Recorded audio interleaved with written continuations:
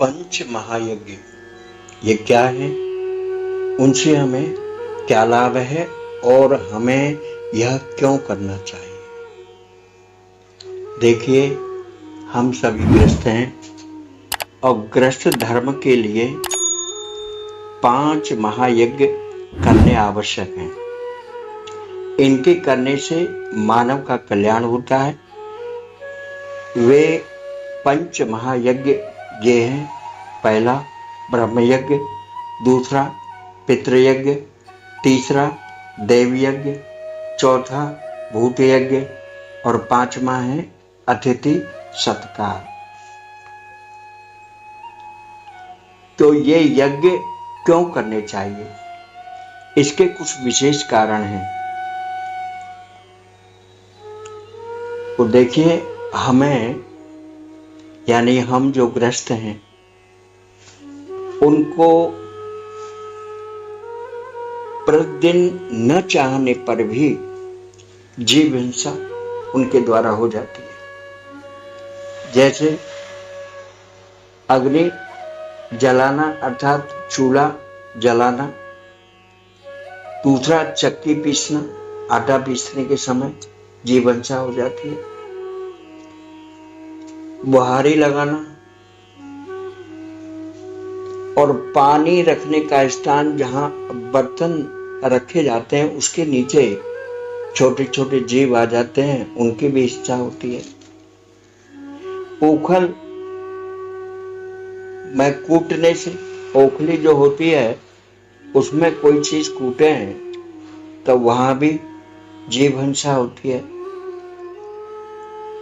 अब दूसरा किसान है हमारे यहाँ, तो किसान हल चलाते हैं, उसमें कीड़े मकोड़े मरते हैं, जीव हिंसा होती है। सिंचाई करते हैं, खेतों में सिंचाई करने से भी जीव हिंसा होती है। अतः इन पापों से बचने के लिए हमें यह पंच यज्ञ करने चाहिए। पहला, हमारे पितृश्वरों की प्रसन्नता के लिए, उनसे आशीर्वाद प्राप्त करने के लिए हमको श्राद्ध अथवा तर्पण जरूर करना चाहिए, आवश्यक है।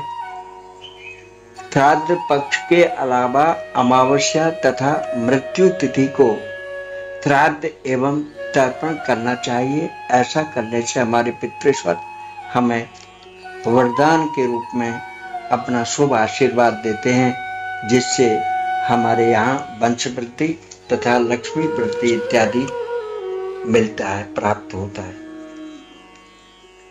अब दूसरा जैसे हम सूर्य से प्रकाश हमको प्राप्त होता है, ऊर्जा प्राप्त होती है सूर्य से। चंद्रमा से शीतलता अथवा चांदनी रात्रि और अमृत की प्राप्ति होती है। भूमि पर हम मलमूत्र त्याग करते हैं, अन्न तथा फलों का उत्पादन करते हैं।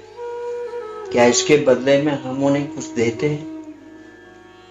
भाई, जिनसे लिया है उसे अवश्य देना चाहिए, नहीं तो हम उनके ऋणी बने रहेंगे।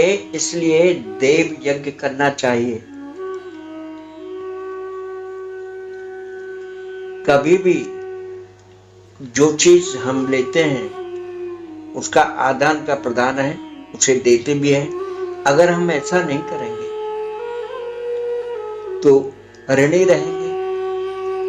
तो उस ऋण को चुकाने के लिए हमें यह यज्ञ अवश्य करना चाहिए। आगे तीसरा, ऋषियों ने हमें ज्ञान दिया है, संस्कार दिए हैं, हम उनके दिए हुए ज्ञान से अपना जीवन निर्वाह कर रहे हैं। अतः उनके लिए तथा माता पिता के लिए ब्रह्म यज्ञ करना चाहिए। जीवित माता पिता इसी श्रेणी में आते हैं, और जो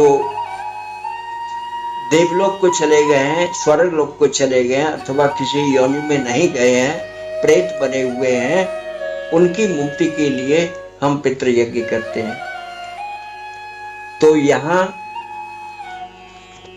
जिनसे हमें ज्ञान प्राप्त हुआ, जिन्होंने हमारा भरण पोषण किया, जिन्होंने हमें संस्कार दिए, तो हमें उनके लिए कुछ न कुछ अवश्य करना चाहिए। इसी के लिए हम ब्रह्म यज्ञ करते हैं, जिससे हमें मनोवांछित फल की प्राप्ति होती है। अब चौथा है भूत यज्ञ। अब भूत यज्ञ क्या है?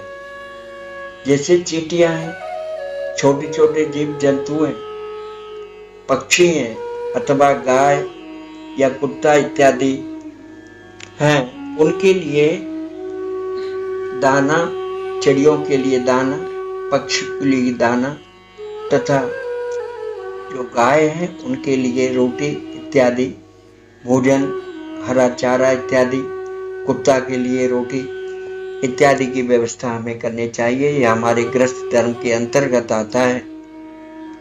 इससे हमारे ग्रहों की शांति होती है और ग्रह अच्छे फल देते हैं। जब ग्रह अच्छे फल देते हैं तो हमारा विकास होता है, हमारा जीवन उन्नति के पथ पर अग्रसर होता है। अब पांचवा है अतिथि संस्कार। बिना तिथि के कोई हमारे यहाँ आया, साधु हो अथवा कोई ब्राह्मण हो अथवा कोई अन्य हो, तो उसका अपने घर सत्कार अवश्य करना चाहिए। उसे बिठाएं, जल आदि के लिए पूछें, तत्परांत भोजन के लिए पूछें, और हो सके तो भोजन उसे अवश्य कराएं। यही अतिथि धर्म के अंतर्गत आता है और ये हमारे जीवन के लिए एक सदाचार और संस्कार से विहित धर्म है।